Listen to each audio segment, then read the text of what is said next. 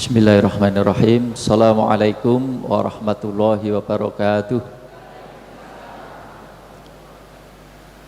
Alhamdulillah, alhamdulillahilladzi adhaba 'annal hazan. Inna rabbana laghafurun syakur. Asyhadu an la ilaha illallah wahdahu la syarikalah wa asyhadu anna Muhammadan abduhu wa rasuluh. Allahumma shalli wa sallim wa barik ala nabiyyina Muhammad wa ala alihi wa sahbihi ajma'in, amma ba'du. Yang saya hormati, saya muliakan Bapak Ibu, saudaraku semua, kaum muslimin muslimat, serta kajian Ahad pagi. Alhamdulillah pagi hari ini setelah mungkin sekian bulan libur atau meliburkan diri, minggu-minggu belakangan ini sudah kita mulai lagi. Namun kita juga harus tetap waspada karena grafik COVID-19 tentu belum turun, belum landai. Pertambahannya malah belakangan ini masih cukup tinggi, sehingga walaupun ada istilah new normal yang sudah direvisi, itu jangan sampai kita justru menjadi lengah dalam arti menganggap wis aman atau wis biasa. Karena justru logikanya ketika puasa itu kan masih belasan ya. Nah, sekarang ini sudah di atas 80.000, berarti kan naik berapa kali itu.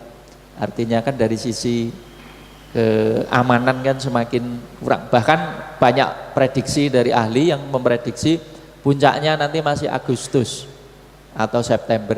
Jadi ini belum puncak. Artinya ya tetap harus waspada. Nah, itu ya. Nah, samping waspada juga ikhtiar lahir batin dan ujung-ujungnya ya tawakal itu. Tapi ya enggak usah takut berlebihan, cemas berlebihan, ya jalani saja dengan penuh kewaspadaan, tapi ya tenang. Karena kalau sudah tawakal itu ya insya Allah tenang gitu ya. Nah, itu. Baik, pagi hari ini karena saya enggak bawa laptop dan jaga kayak di sini, saya kira ada gitu ya. Ini terpaksa tidak bisa saya tayangkan, akhirnya ya terbatas yang masih terekam dalam ingatan saya saja gitu ya. Saya akan bicara hikmah dari kurban yang insya Allah kurang lebih 2 minggu lagi, bahkan tidak sampai ya, kita akan beridul kurban, beridul adha. Saya tidak akan bicara dari aspek fikih karena kalau tidak salah saya pernah menyampaikan, saya akan fokus ke hikmahnya, atau dalam bahasa lain pelajaran yang bisa kita petik dari ibadah kurban. Kenapa kita perlu bicara hikmah? Karena semua ibadah atau syariat yang Allah turunkan itu punya misi. Apa misi ibadah itu? Dandani karakter manusia. Dengan bahasa lain, akhlaknya menungso itu ben api. Cara Gusti Allah didik bagaimana? Ya diantaranya dengan syariat-syariat itu atau ibadah-ibadah itu. Coba ibadah apa yang tidak mengarah ke mendidik akhlak? Nah, ibadah yang gede-gede sih. Sholat misalnya. Sholat kan ayatnya jelas ya. Innas sholata tanha anil fahsyai wal munkar. Sholat itu kalau dikerjakan dengan benar, baik, bisa mencegah seseorang dari perbuatan yang keji dan mungkar. Loh kan mengarah kepada akhlak yang baik, ya enggak? Nah, mengarah akhlak yang baik. Sholat, puasa, apa meneh poso. Poso itu paling kentara Pak dalam mendidik kita supaya menjadi orang yang berakhlak baik. Poso itu kan bukan hanya sekedar tidak makan minum kan, lebih dari itu. Yang namanya poso itu kudu pinter nyegah, ngendaleke. Apa yang dicegah? Di antaranya adalah hawa nafsu. Hawa nafsu cenderung mengarah ke yang buruk-buruk. Wong poso kan ora oleh bohong, ora oleh ngrasani, ora oleh melihat dengan syahwat, ora oleh maksiat. Itu kan membentuk akhlak. Ya kan? Nah, ya, puasa bentuk akhlak. Zakat misalnya, jelas zakat itu mengajak kita menghilangkan sifat kikir, util, awel. ngajak peduli sesama, ngajak pemurah, akhlak. Haji itu juga syarat dengan pendidikan akhlak. Orang yang sedang ihram banyak larangan-larangannya, pantangan-pantangannya, ya kan? Di antara pantangan ihram itu apa? La rafatha wala fusuqa wala jidala fil hajj. Wong nek lagi haji atau lagi ihram tidak boleh rofas. Rofas itu apa? Sing cerempet-cerempet saru. No, hubungannya karo porno-porno itu dicegah. Poso juga begitu, sing bau-bau syahwat dicegah. Haji, ihram, rofas, no. Hubungan seksual suami istri saja, no. Wala fusuk, tidak boleh melanggar aturan, melanggar peraturan, melanggar undang-undang. Orang gradil. Wala jidal, orang yang to ele-elan, bantah-bantahan, gebrek, padu, mengarah ke akhlak semua. Jadi nek wong ibadah seprono seperene kok akhlake ora dadi apik itu mungkin baru formalitas, baru seremonial. Makanya dari korban ini saya harapkan juga banyak pelajaran yang bisa kita petik terus mengubah perilaku, gitu loh maksudnya. Jangan sampai ibadah seprono seperene akhlake yo ngono-ngono kuwi wae. Akhlake ora tambah apik. Wis salat yo akhlake ora tambah apik. Jute poso yo akhlaknya ora tambah apik. Lho piye to? Berarti ibadahnya tidak membawa pengaruh baik level individu maupun level sosial. Ini yang tidak ingin kita terjadi. Jadi ibadah itu membekas, memberi pengaruh, akhlaknya tambah apik. Itu loh maksudnya. Nah, sekarang langsung ke kurban. Jadi kurban itu nganggo u Pak ya, kurban. Bab nak nganggo o, kurban itu beda. Nah, artinya beda, yang dimaksud beda. Nah, yang kita maksudnya adalah kurban nganggo u.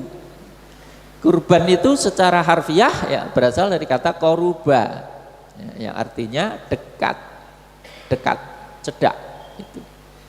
Jadi ibadah itu secara umum juga disebut kurbah, takorub. Takorub itu ya pendekatan diri, kurbah ya mendekatkan diri. Nah, kurban ya mendekatkan diri. Nah, itu. Kenapa kurban itu mendekatkan diri? Ya sebenarnya semua ibadah itu kalau kita lakukan dengan ikhlas, dengan benar, ya akan mendekatkan diri kita kepada Allah Subhanahu wa taala. Semakin banyak ibadah kita, termasuk ibadah sunat, insya Allah kita dengan Allah akan semakin dekat. Sebaliknya kalau banyak maksiat, banyak dosa, kita akan semakin jauh dari Allah Subhanahu wa taala. Nah, itu. Jadi wong yang ngering ibadah saya oke, saya api, saya ikhlas, insyaallah ra saya cedak karo Gusti Allah. Nah, itu. Nah, cedak karo Gusti Allah, dampaknya apa? Ya tenang, ya damai, jauh dari stres, jauh dari resah, cedak Gusti Allah. Nah, itu. Disayangi Allah, dirahmati Gusti Allah, diselamatkan Gusti Allah, diberkahi Gusti Allah. Itu orang yang banyak ibadah. Nah, kembali ke kurban tadi, pesan moralnya itu yang pertama, kalau kamu ingin dekat dengan Allah, caranya kurbankan sesuatu yang kamu cintai dan berikan kepada hamba-hambaku yang aku cintai. Nah, itu. Jadi pesan moral yang pertama, kalau kamu ingin dekat dengan aku Allah, caranya korbankan sesuatu atau hartamu yang kamu cintai yang terbaik, ikhlas karena aku, tetapi bagikan kepada hamba-hambaku yang aku cintai. Nah, itulah cara kamu mendekati aku. Dengan bahasa lain, kalau kita ingin mendekati Allah, caranya dekati hambaku. Muliakan hambaku, sayangi hambaku. Ini ajaran yang sangat luhur, sangat dalam. Karena apa? Sebagian orang kadang-kadang salah paham. Mau mendekati Allah tetapi malah menjauhi manusia. Nah, ini penting, ini saya sampaikan. Banyak orang ingin dekat dengan Allah tapi kok menyakiti manusia. Nah, salah atau tidak pas. Makanya para ulama mengingatkan kita, misalnya orang sedang haji, kadang-kadang ada orang yang begitu terobsesi ingin mencium Hajar Aswad, terobsesi, artinya pengen banget. Kadang-kadang niatnya saja mungkin sudah agak kurang pas. Wah, wis iso kan pulang kampung kan Pak dicerita-cerita nyong berhasil. Padahal kadang-kadang untuk mencapai tujuannya itu kadang-kadang dalam tanda petik kayak menghalalkan segala cara. Ono sing lewat calo bayar, ono sing direwangi mungkin apa suk-sukan, mending nak sekedar suk-sukan ya, menyakiti. Misalnya apa? Mungkin dorong, mungkin nyikut, mungkin nginjek, mungkin ngelarak, atau mungkin sama-sama berpotensi celaka. Orang lain celaka, dirinya juga celaka. Ada potensi. Itu. Sebenarnya ya tidak harus ngoyo kayak begitu. Toh juga hukumnya paling tinggi cuman sunnah, tidak sampai wajib. Artinya tidak harus ngoyo sengoyo itu. Apalagi kalau dikhawatirkan mencelakakan diri sendiri dan juga orang lain. Nah, itu. Hanya tidak harus ingin mendekati Tuhan dengan cara menyakiti manusia. Tidak begitu caranya. Itu. Tidak begitu. Jadi kadang-kadang karena ada orang yang kadang-kadang itu kalau sudah untuk Tuhan seolah-olah manusia itu boleh dikalahkan atau mungkin boleh dikorbankan dan sebagainya. Nah, tidak begitu pesan moralnya. Tidak begitu. Orang sholat saja termasuk yang dicontohkan Nabi. Sholat itu kan bolehlah kita bilang murni untuk Allah. Tetapi urusan dengan kemanusiaan juga Nabi tidak melupakan. Misalnya sholat karo momong pernah terjadi? Pernah. Ya tentu ora pendak dino, tapi pernah terjadi. Nabi sholat karo momong cucu. Nabi kan juga punya anak, punya cucu. Namanya Umamah itu ya, cucunya dari Zainab kalau tidak salah. Jadi kadang-kadang sebagai kakek Nabi juga punya cucu. Karena punya cucu, ya namanya juga momong. Kalau wayahe sholat, bocah orang sing momong, ya sholatnya kan digendong. Padahal sholat ya, sholat harus gendong bocah itu pernah terjadi. Nanti kalau arek sujud, salehke. Nanti kalau ngadeg gendong meneh. Lu iya. Jadi walaupun ibadah tapi sisi-sisi kemanusiaan itu ora kok terus aku pak sholat, suliane tak singkirke, putu nangis ora urus. Begitu juga. Putu ya diopeni, sholat yang mlaku, putu ya diopeni. Putu cek iso berangkang dijarke ya bahaya. Berangkang dhewe engko tekan ngendi ya bahaya. Iya. Khutbah saja Nabi pernah ada riwayat, tapi sedang khutbah Jumat. Cucunya Hasan Husain dari jauh nyusul neng masjid. Mlaku jeneng cah cilik ya indil tiba brek. Nabi itu khutbah dipedhot. Ora kok khutbah dipedhot, tangekke dhewe. Ora kok ngakon wong. Nek saiki paling banter kan ngakon wong. Ngakone rawani ya, kadang-kadang malah dijarke tok orang ngerti ya. Nabi tidak ngakon wong, Mas tulung putuku kae ditangekke Mas. Ora. Turun dari mimbar, moro. Sahabat diran Pak ngopo iki? Ah tibake putune tiba ditangekke dhewe, junjung dhewe. Padahal khutbah Jumat. Itu hadis sahih bukan sekedar cerita. Itu. Ya. Pernah juga Nabi salat sujute suwi ora tangi-tangi. Makmume kan resah, iki ngopo sih sujud suwi kok ora tangi-tangi? Maksudnya ora ndang duduk. Kaya tengene jenengan mungkin ya pernah kedadian nggih. Iku kok suwi mame ora tangi-tangi apa? Ndang ditilik apa? Bablas turu tibake. Tapi iki ceritane ora bablas sare Nabi. Tibake apa? Nah, ya ana mungkin sahabat siji loro sing penasaran mungkin ndangak itu mungkin. Kok suwe men ora tangi-tangi to. Ternyata punggung Nabi itu sedang dipakai kuda-kudaan sama cucunya. Nah, Imam Hasan karo Husain.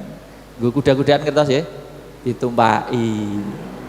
Makane Nabi dijarke wae. Wis tak enteni sak jeleh mulih. Lemase jeleh kok adine genti mak celingkrik. Kan cucunya kan kembar kan, Imam Hasan Husain itu kan kembar. Jadi Imam Hasan sudah bosen lihat dolanan, midun malah genti susul adine numpak genti ke tambah suwe. Nah setelah sholat baru Nabi cerita, tadi mungkin kowe do batin itu, ngopo sholatnya kok suwemen sujute, mesti ono sing batin. Batine sahabat, yo nggih, leres Nabi do batin enten apa? Kemu iki pas aku sholat, putuku nyusul, terus neng ngarep, lah pas sujud, punggungku dijadikan kuda-kudaan, nggo tumpak-tumpakan. Jane ngono tak penging ya iso, tak dukke ya iso. Ning aku ora tegel. Putuku lagi asik dolanan kok tak kecewake. Makanya tak tunggu sak jeleh. Oh, nunggu bocah jeleh ya suwe. Padahal sholat jamaah nih, Pak. Ora sholat ijen. Niki ceritanya sholat jamaah. Itu ada yang saya maksud dengan sisi-sisi kemanusiaan. Jadi jangan keliru memaknai beragama itu. Kadang-kadang kita itu ingin menyenangkan Tuhan tetapi menginjak manusia, ingin menyenangkan Tuhan tetapi menyakiti manusia, salah alamat itu, ya. Itu yang pertama, pesan moralnya dalam itu. Kalau kamu ingin dekat dengan aku, caranya korbankan hartamu yang kau cintai, ikhlas karena aku, setelah itu bagikan kepada hamba-hambaku, karena aku tidak butuh, yang butuh adalah hamba-hambaku yang lain. Nah itu maksudnya harta yang kita cintai itu apa? Ya duit itu kan kita cintai, Pak. Binatang ternak ya kita cintai. Nah ketika kita ada kelonggaran, dianjurkan kita untuk berkurban. Pilihlah harta yang terbaik, binatang yang terbaik. Setelah itu ikhlas karena Allah kita sembelih, kita kurbankan. Ingat, yang menikmati kurbanmu hambaku saja, karena Tuhan tidak butuh. Tuhan maha sempurna. Berikan, bagikan kepada hamba-hambaku. Itu cara kamu mendekati aku. Nah, itu pesan moralnya begitu. Nah, itu yang pertama. Yang kedua, pelajaran kurban adalah pelajaran untuk napak tilas sunnah-sunnah yang baik dari pendahulu kita. Jelas kurban itu kita napak tilas, artinya bukan ibadah kemarin sore. Kurban itu ibadah yang sudah sangat tua. Tahu tua dari mana, Pak? Sejak zaman Nabi Adam wis ana kurban, Pak. Ora mung Nabi Ibrahim. Kurban itu sudah ada sejak zaman Nabi Adam. Kenapa? Karena manusia itu punya insting fitrah. Apa instingnya? Ingin mempersembahkan sesuatu untuk zat yang dihormati, dicintai, dikagumi. Dalam konteks manusia ya Tuhan. Kalau agama lain ya dewa. Manusia itu ada insting, Pak. Ingin mempersembahkan sesuatu kepada orang yang dihormati atau dikagumi. Makanya dalam hampir banyak budaya ya banyak rakyat yang bersedia berkorban untuk rajanya, karena ada insting ke situ. Dengan orang yang dicintai itu orang rela berkorban, untuk orang yang dikagumi, dihormati, orang rela berkorban banyak. Nah sejak zaman Nabi Adam korban sudah dikenal. Contohnya apa? Nah, itu kisah Qabil dan Habil, anak Adam. Ketika apa? Nah, ketika berselisih urusan jodoh. Nah, Nabi Adam itu kan belum ada manusia lain di muka bumi selain keluarga Nabi Adam, ya kan? Dan anak-anak lahir loro-loro kembar-kembar, loro lanang wedok, loro lanang wedok, loro lanang wedok. Giliran wis dewasa kan orang ingin berjodoh, tapi golek menungso liya kan ora ono. Onone ya sedulure kuwi. Gitu. Akhirnya ya dijodohke karo sedulure dhewe. Syariat itu boleh waktu itu. Kalau sekarang enggak boleh. Kenapa sekarang enggak boleh? Ya menungso wis akeh. Menungso wis akeh kok ngepek adine dhewe. Enggak boleh sekarang. Zaman itu boleh. Nah, menurut aturan waktu itu jodohnya disilang kan, Mbak Yuni untuk ke adine, adine untuk ke Mbak Yuni, nyilang. Ya ndilalah jeneng rupa. Rupa kan ya ana sing ayu, ana sing ora ayu, aja elek ta ora ayu ngono wae. Elek iki kasar. Padha wae ngomong bodoh ya ngomong ora pinter ngono. Dadi ana sing ayu, ana sing ora ayu. Lah Qabil ndilah, asline pasangannya ayu. Asline pasangan itu pas lahir itu kembaran iki asline ayu. Lah Habil pasangannya kok delalah ora ayu. Lah waktu dijodohke kok nyilang. Lah Qabil ora trimo. Loh, pasanganku asline kan ayu. Lah kok aku dijodohke sing ora ayu. Protes. Wong dhisik ya sing ngerti wong ayu barang kowe. Kon milih ya milih sing ayu. Moh protes. Akhirnya ditengahi, wis ngene wae lah, kowe korban wae. Endi sing ditampa ya kuwi sing korban. Qabil petani, Habil peternak. Profesine. Qabil itu petani ya. Dasar atine reget, hasud, ngeyel, akhirnya ya ora ikhlas kurban nih. Dia mengorbankan hasil pertanian ya tapi sing elek-elek. Wong ya atine kena diwaca sih wong nek atine ora ikhlas mesti kurban sing elek-elek, ora mungkin sing apik-apik. Delalah sing kurban iki sing elek-elek. Atine ya reget ora ikhlas. Habil atine resik tulus. Kurbanke kambinge sing paling apik, paling lemu, paling sehat. Kurbankan ditaruh di atas bukit menurut keterangan ahli tafsir. Menjelang fajar ada petir menyambar dari langit, gue tondo sapa sing ditompo. Akhirnya dicek, wae sapa sing ditompo. Kambinge Habil hilang. Lah kurbane Qabil tambah bosok. Mau nulis bosok tambah bosok. Itu simbol ora ditompo. Jadi dari situ perintah kurban sudah ada. Yang kedua tentu sunnah Nabi Ibrahim. Ismail menyembelih putranya Ismail. Itu yang kedua, yang menonjol maksudnya. Nah, terus oleh Nabi kita diteruskan, dilestarikan. Itu pesan moralnya adalah melanjutkan tradisi yang baik. Jadi sing apik-apik itu dipertahankan ora apa-apa. Sing elek wae sing diganti. Nah, sing apik dipertahankan ndak apa-apa. Gitu. Nah, kalau kaidah fikih kan al-muhafadzatu 'alal qadimis shalih wal akhdhu bil jadidil aslah. Sing apik-apik sing lawas dipertahanke. Ning ya aja lali wal akhdhu bil jadidil aslah. Jupuk anyar sing luwih apik. Jadi ini keseimbangan Pak antara turos dengan kekinian, antara masa lalu dengan kekinian. Jadi sing wis-wis sing apik-apik dipertahanke. Wis apik kok. Ning aja lali jupuk sing anyar, sing luweh apik. Lah nek ana anyar luweh apik ya dijupuk. Nek sing lawas aja ditinggal. Ini murni kaidah fikih ya. Nah, itu. Aja dikait-kaitke karo poligami. Kadang-kadang ya ono sing dikait karo poligami. Oh, kaidah kuwi nggo poligami ya cocok Pak apa? Bojo lawas dipertahanke, jupuk sing anyar sing luweh apik. Wah. Lah kok pinter men pikiranmu aku ya ngono. Tapi ini ora ono kaitannya karo dalil poligami itu kaidah itu ya. Nah, itu umum saja. Nah, itu. Nah, kembali ke tadi. Nah, sekarang pelajaran moral berikutnya apa yang bisa kita petik daripada kurban? Nah, ini. Cinta kepada selain Allah jangan sampai mengalahkan cinta kepada Allah. Itu pesan moral. Bukti ini apa? Ya paling nyoto ya Nabi Ibrahim tadi. Nabi Ibrahim itu suwi orang duwe putra, nganti wis sepuh. Sekali diparingi putra Ismail, lah kok kon nyembelih. Nah, secara logika kan berat sekali itu Pak ya. Wis suwi ora ndek anak, begitu ndek anak, lah kok kon nyembelih. Logikanya piye? Lah nek anake selawe ngono kon nyembelih siji mungkin ya ora pati abot Pak ya. Wis ben dilongi siji, tak pilih sing paling beling sing ndi. Ya ono sing beling siji iki wae sing tak keke ngono, anak selawe kok. Lah iki anak siji. Suwi ora duwe, wis sepuh nembe diparingi. Lah kok nyembelih. Artinya betapa beratnya itu loh maksudnya Pak.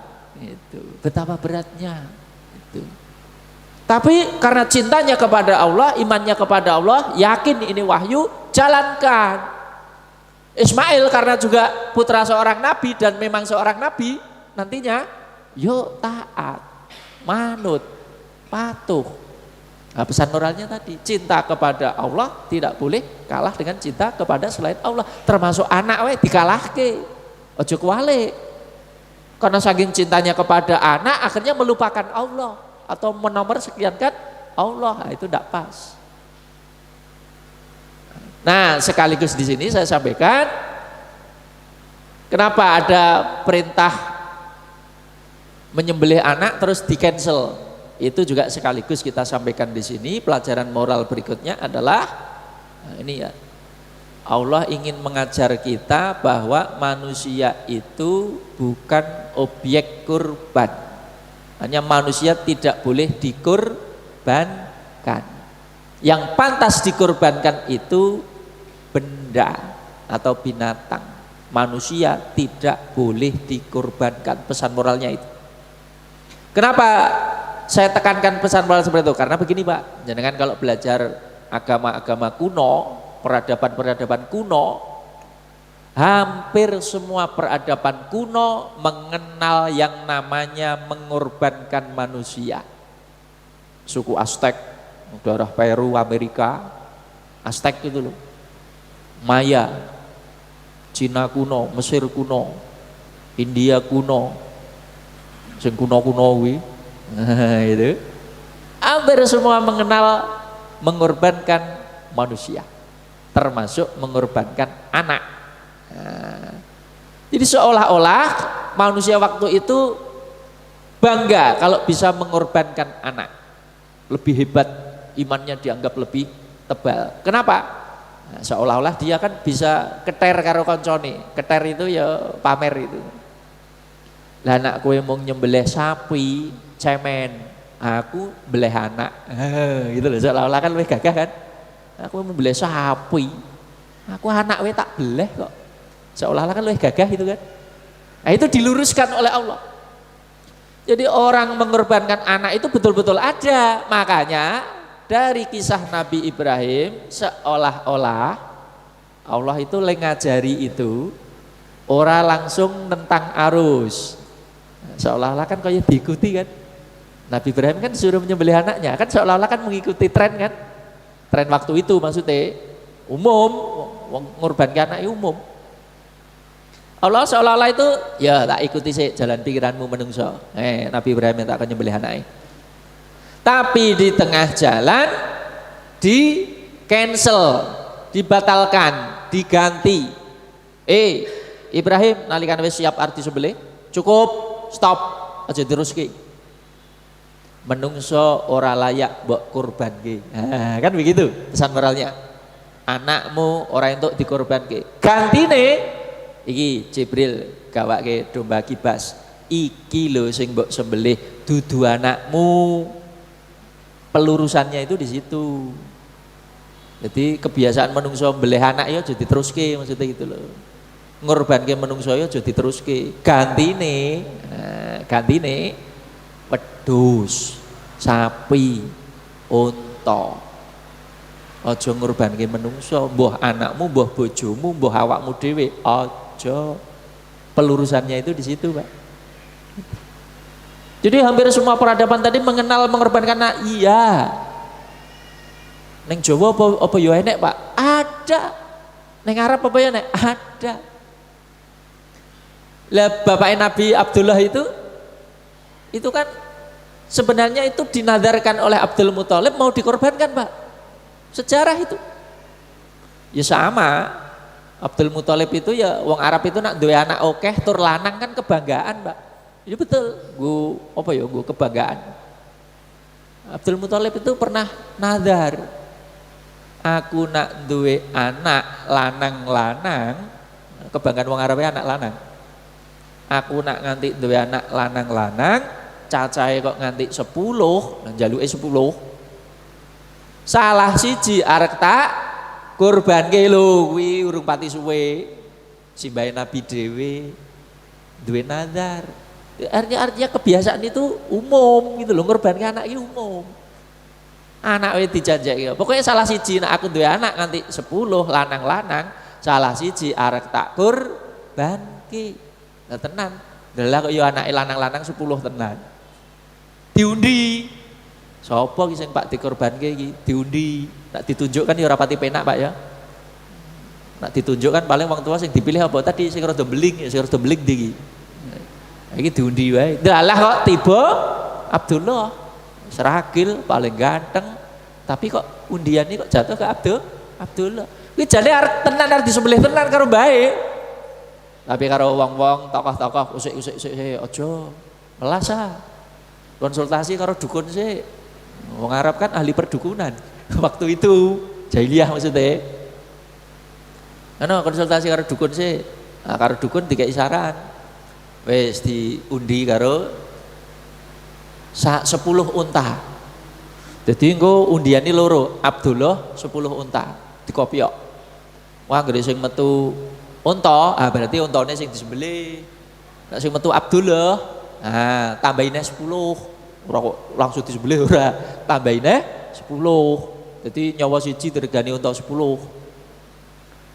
Tenan dikopiok, pluk. Sing metu kok Abdullah. Oh berarti kurang oke, tambahinnya 10. Kopiok meneh. Abdullah meneh. Dikopiok ping 10 Abdullah terus. Genep pira? 100. Nah dikopiok 11 lah nembe ketemu unta. Berarti dewane patunge wis lila nak.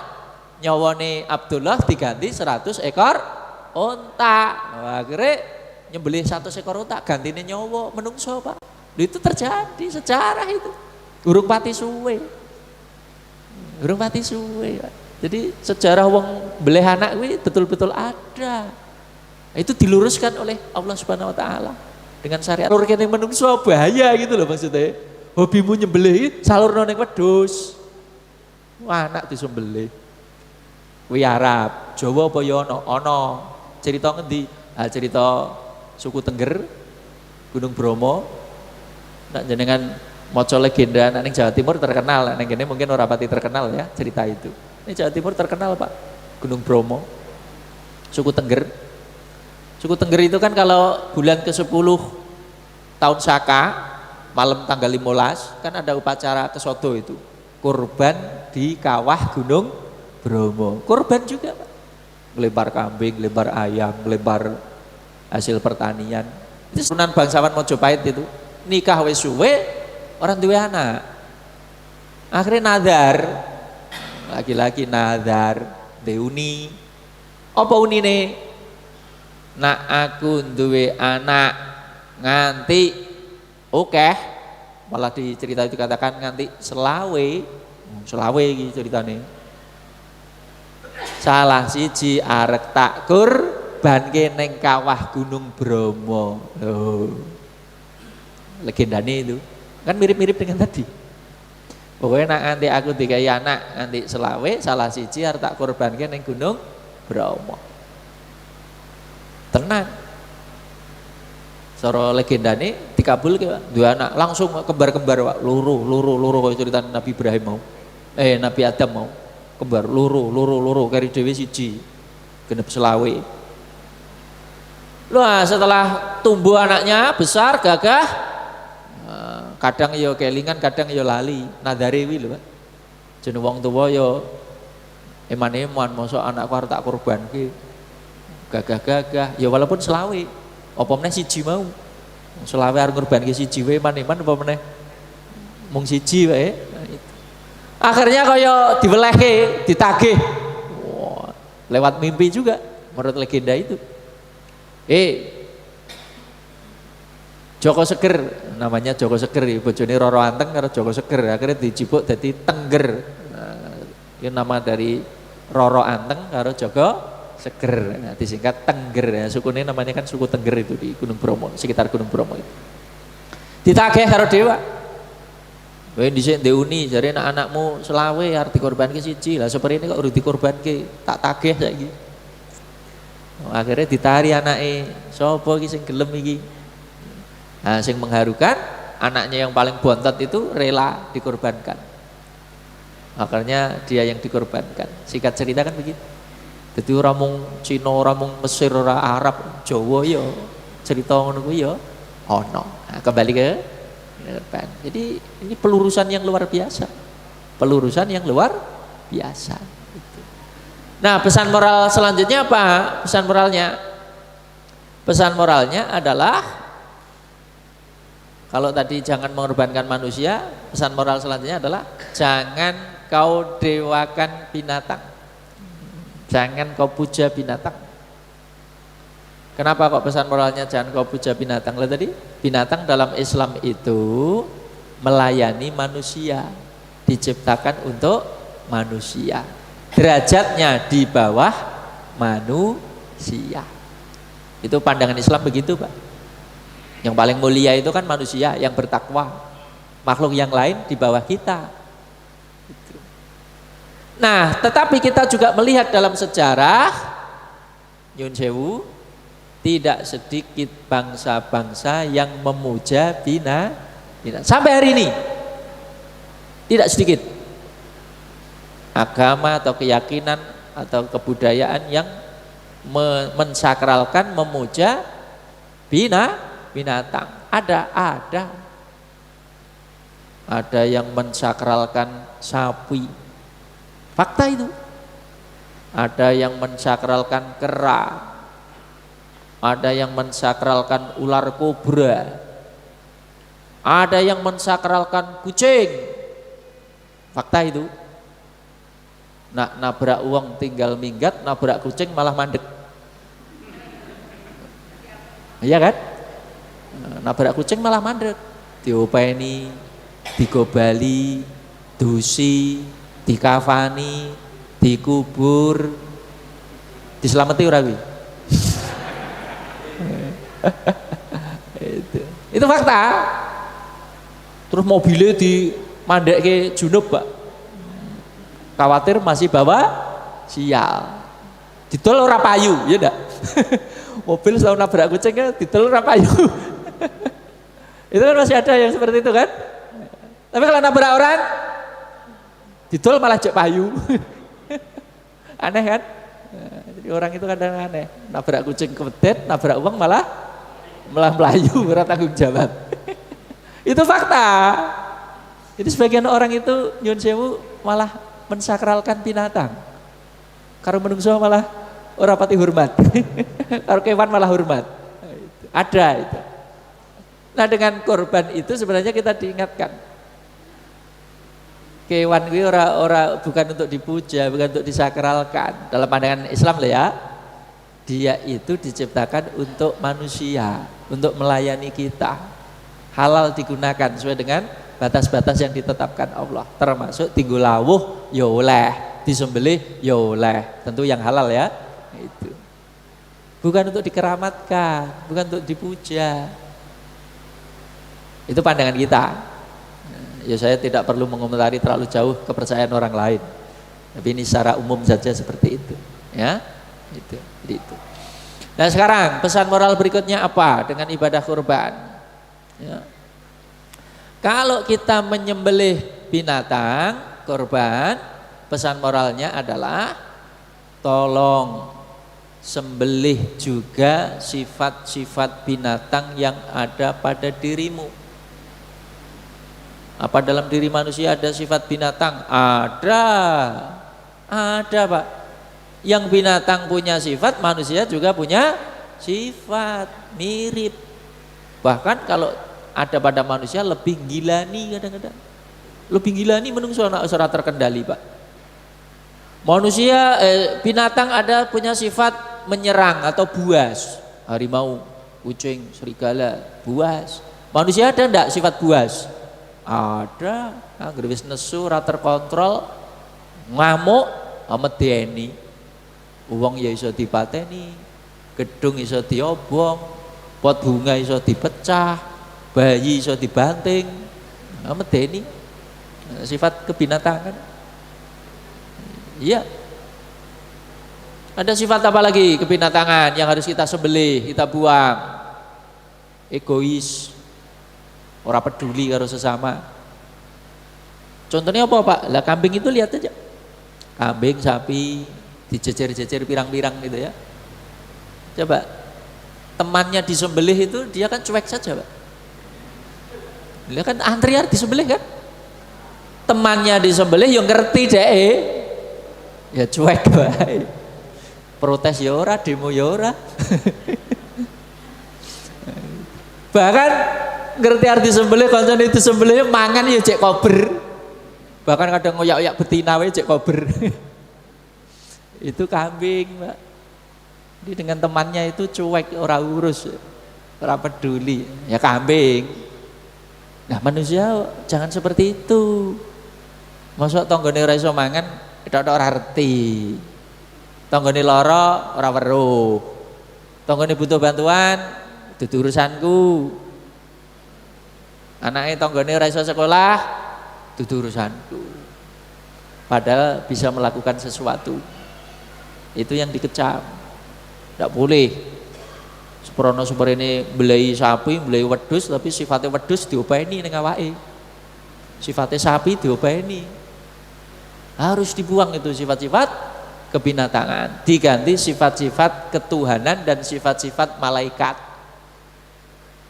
Nah, jadi tadi Pak, ciri orang yang berakhlak mulia itu dalam dirinya itu sudah diganti dengan sifat-sifat ketuhanan dan sifat-sifat malaikat. Tentu ketuhanan dalam arti dalam batas-batas manusia ya.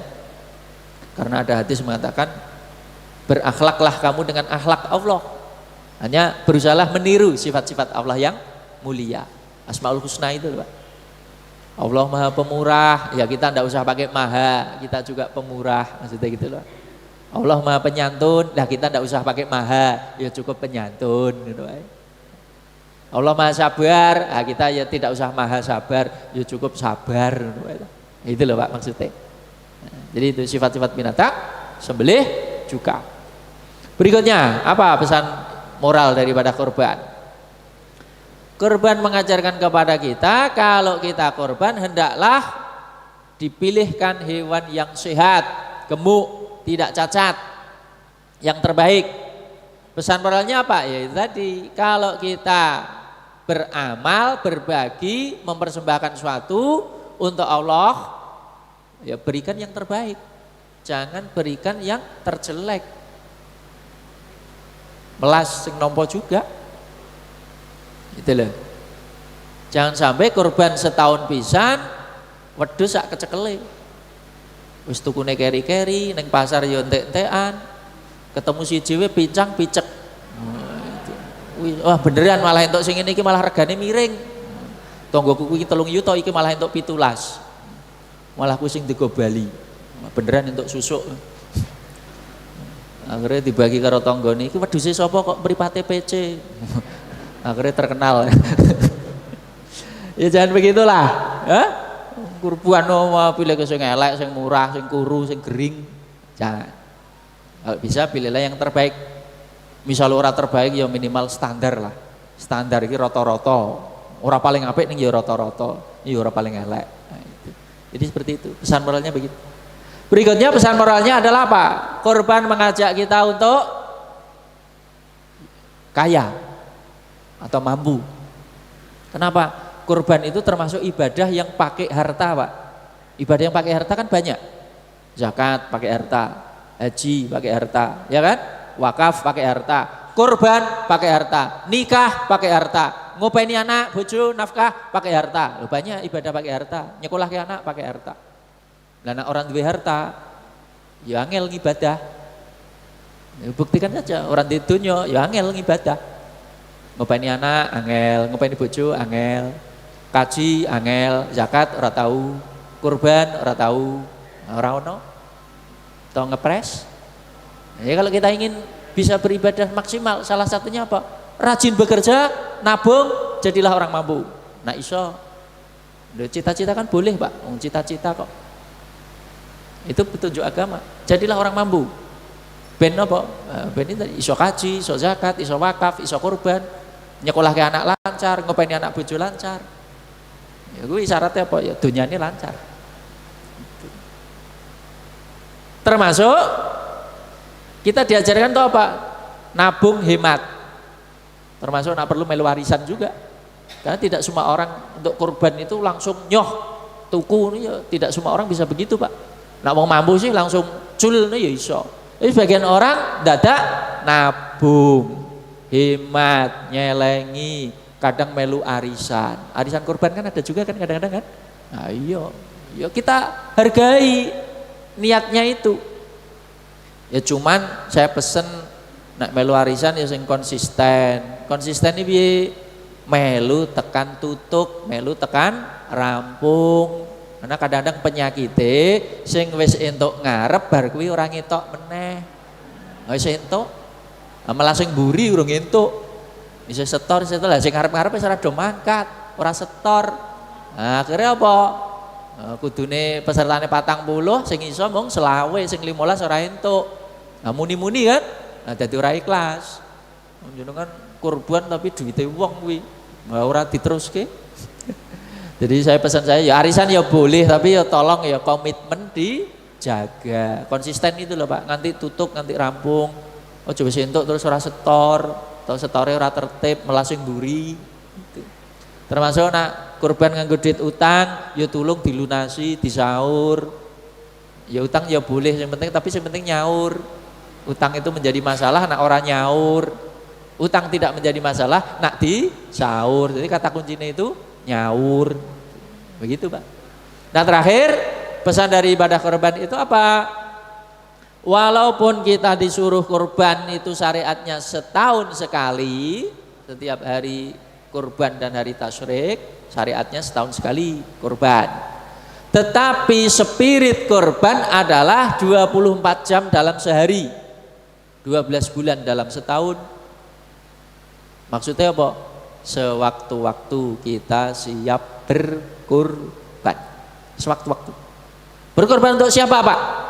Ya untuk diri kita, untuk keluarga kita, untuk masyarakat, untuk bangsa, untuk negara, untuk agama. Sewaktu-waktu siap. Orang mung siape, so aku siap kurban mau nak tanggal 11, 13 Dzulhijjah. Selain gue tidak menerima kurban atau tidak siap berkurban. Mosok kurban mung tanggal kuwi tok. Kurban dalam arti luas Pak ya. Kurban dalam arti itu sewaktu-waktu kita siap. Nah iya. Kurban waktu, tenaga, pikiran, duit, sewaktu-waktu siap. Kalau memang diperlukan. Nah, spiritnya begitu. Nah, jangan gelem kurban mau nak setahun pisan. Setelah itu orang. Berikutnya pelajaran di kurban apa?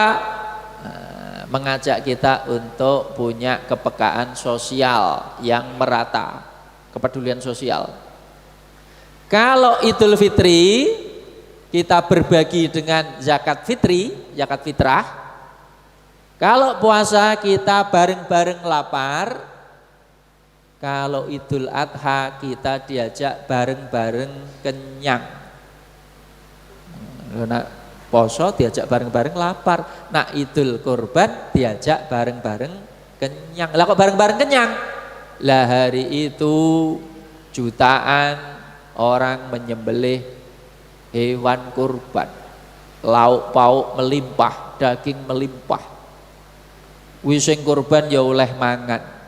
Tonggone ya dibagi, fakir miskin ya dibagi. Lah kan merata, kabeh hari itu lauknya sama standar. Lauke daging kabeh. Silahkan dinikmati bareng-bareng asal jangan berlebih-lebihan. Apa meneh nggo cah kos, sangat diterima-terimake. Muga-muga ora mung setahun pisan, seminggu pisan. Harapane cah kos. Jadi silahkan kenyang bersama asal jangan kekenyangan dan jangan berlebih-lebihan. Itu. Sebab hari itu malah tinggo poso malah haram. Kan ya lucu. Golek lawuh malah tinggal poso, logikane piye? Sembelih ke kambing malah tinggal poso, lah sing arep mangan sapa? Nah, itu. Silakan dinikmati bareng-bareng. Ya, dimakan bareng-bareng dengan keluarga, dengan temannya, dengan handetolan. Hari itu adalah hari kebersamaan, berupa kenyang bersama. Kalau puasa lapar bersama. Saya kira ini saja Bapak Ibu yang dirahmati Allah. Kajian pagi hari ini seputar pelajaran-pelajaran yang bisa kita petik, gali hikmah dari hikmah penyembelihan hewan kurban. Semoga yang sudah niat ya dimudahkan dan kelakon. Yang belum mampu tahun depan diberikan kemampuan, kelonggaran rezeki sehingga bisa berkurban. Yang sudah kurban ya silahkan dilanjutkan, diteruskan. Tetapi seandainya sesuai himbauan PP ya, ini juga banyak terdampak COVID-19 sehingga bisa juga yang sudah pernah korban atau biasa berkorban tahun ini bisa dialihkan atau diganti atau berupa uang diserahkan ke Lazismu untuk disalurkan untuk membantu saudara-saudara kita yang terdampak COVID-19. Artinya tidak harus semua dalam bentuk menyembelih hewan kurban. Sebagian juga dihimbau supaya membantu dalam bentuk uang, hingga nanti untuk bantu teman-teman kita, saudara kita yang terdampak COVID-19.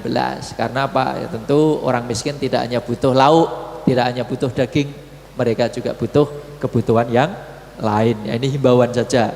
Nah, himbauannya sebenarnya kan sudah bagus. Bagi yang mampu, kaya, kurban jalan, sedekah, infak jalan, bagus.